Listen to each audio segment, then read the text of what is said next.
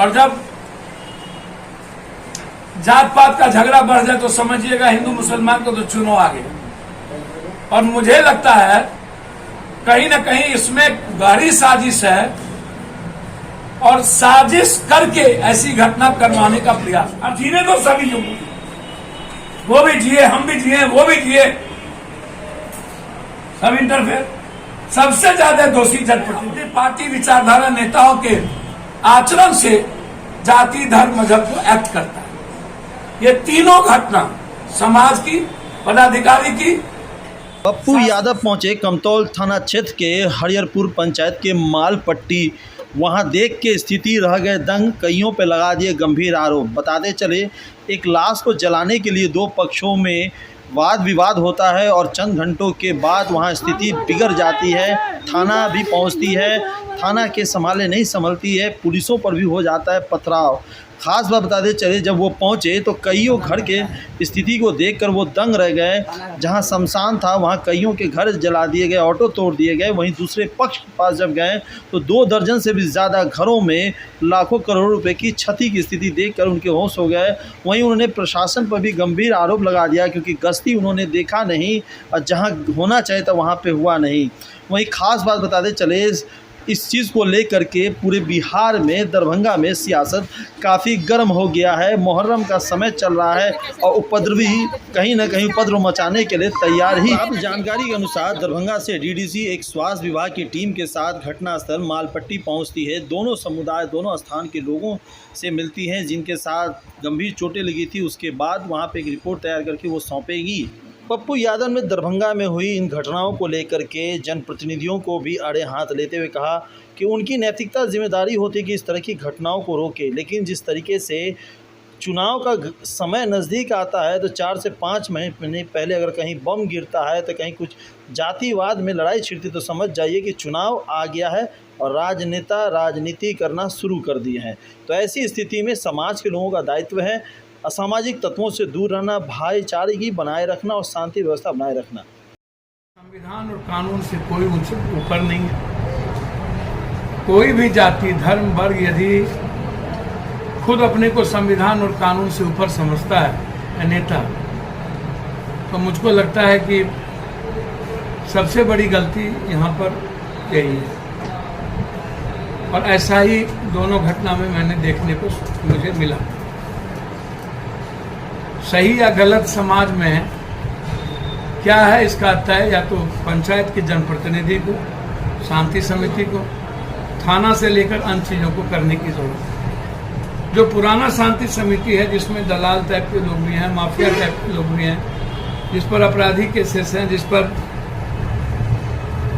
कई तरह के आरोप हैं, वो सब लोग शांति समिति में लंबे समय से हैं। जबकि शांति समिति समय समय पर चीज़ें बदलती है और दरभंगा में शांति समिति में नहीं बदलना, एक तो यह गलत है। दूसरी चीज़, अब घटना घटी एक पक्ष और दोबारा फिर थाना प्रभारी या सभी लोगों की चीज़ों से वहाँ लाश जल गई। पहली घटना थी कि यदि वो जमीन था या नहीं था, ये सब सीओ और बीडीओ का मामला था, तो थानेदार का मामला। मैं कई बार मालपट्टी, मैं समझता हूँ कि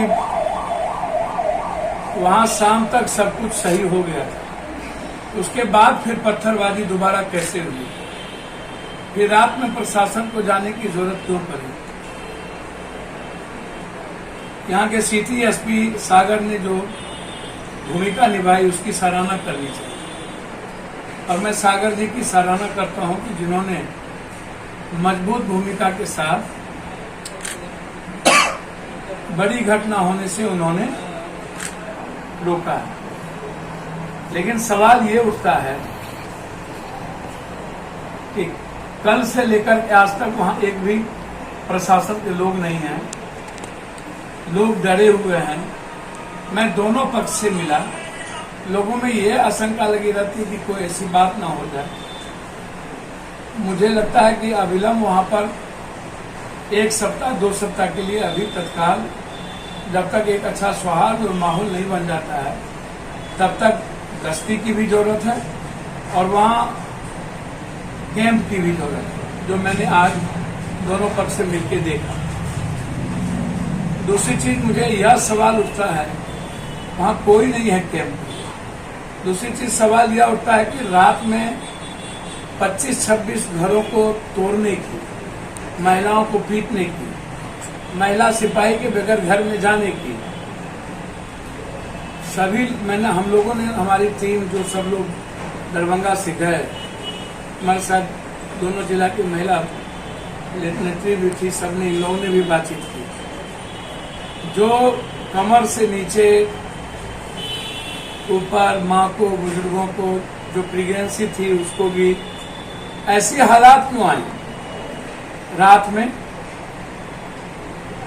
आप FIR लॉन्च करते, आप गिरफ्तारी करते CCTV या जो कैमरा में होंगे लाठी पत्थर चलाने वाले में, आप भी कानून हाथ में ले लिए और उन लोगों ने भी कानून हाथ में ले, क्या रह गया? और मुझे लगता है कि जाते चलते टेम्पू को तोड़ना, घर को तोड़ना, शीशा को तोड़ना, फ्रिज को तोड़ना,